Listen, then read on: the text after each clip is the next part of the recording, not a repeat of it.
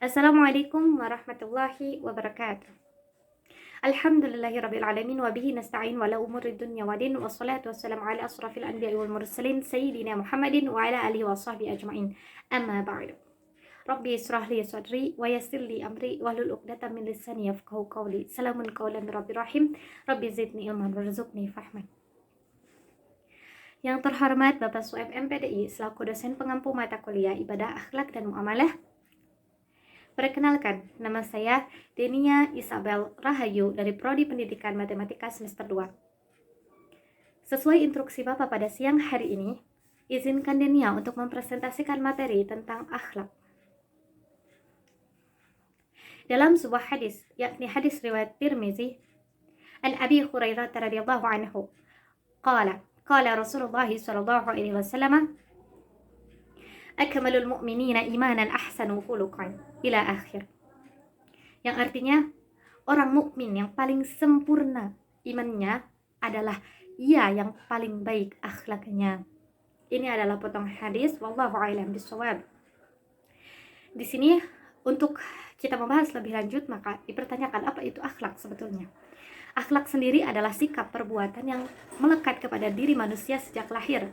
Bahkan akhlak itu sendiri sebetulnya merupakan kebiasaan yang dilakukan secara berulang-ulang dan spontan atau tidak dipikirkan terlebih dahulu.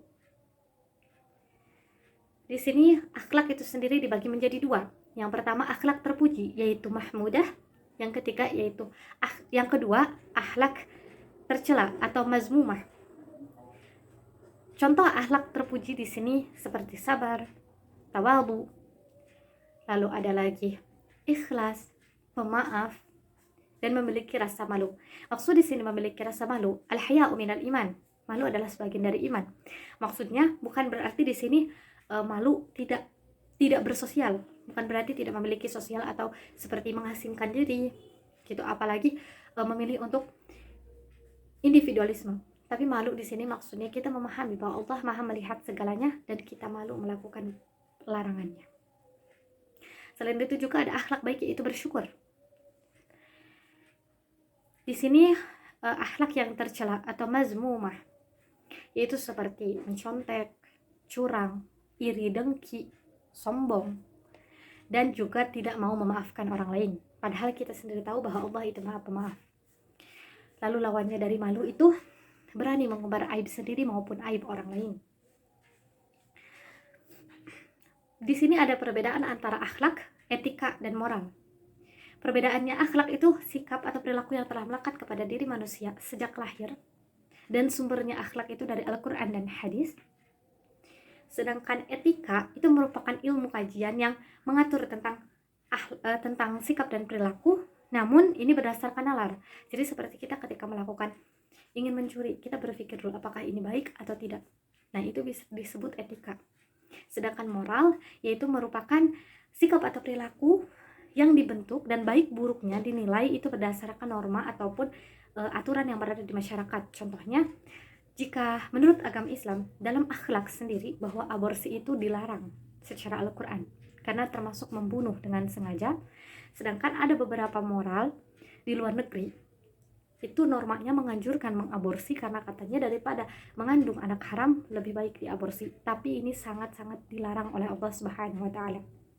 Cuma ada beberapa negara luar yang memang moralnya itu memperbolehkan dalam normanya untuk mengaborsi karena menurut mereka justru jika anak di luar nikah dipertahankan itu sama dengan kita mempertahankan kejahatan, kata mereka. Wallahu a'lam bishawab. Nah, di sini lalu apakah tidak ada persamaan antara etika dan moral serta akhlak? Ada, bahwa ketiga-tiganya itu tentang sikap, perilaku, perbuatan, dan kebiasaan atau adat istiadat. Terus tentang bagaimana caranya meningkatkan harkat dan martabatnya manusia. Terus tentang bagaimana kehidupan bersosial. Lalu apa sih pentingnya akhlak dalam sosial bermasyarakat?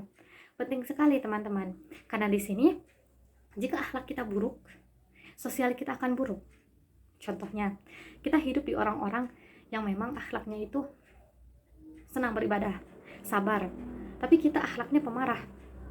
Maka jangan heran jika mungkin mereka menjauhi kita gitu, bukan karena diri kita, tapi karena akhlak yang tercermin di dalam diri kita. Lalu apakah Jika akhlak memang bawaan dari lahir, lalu bagaimana dengan akhlak yang buruk? Berarti itu sudah diberikan sama Allah? Tidak.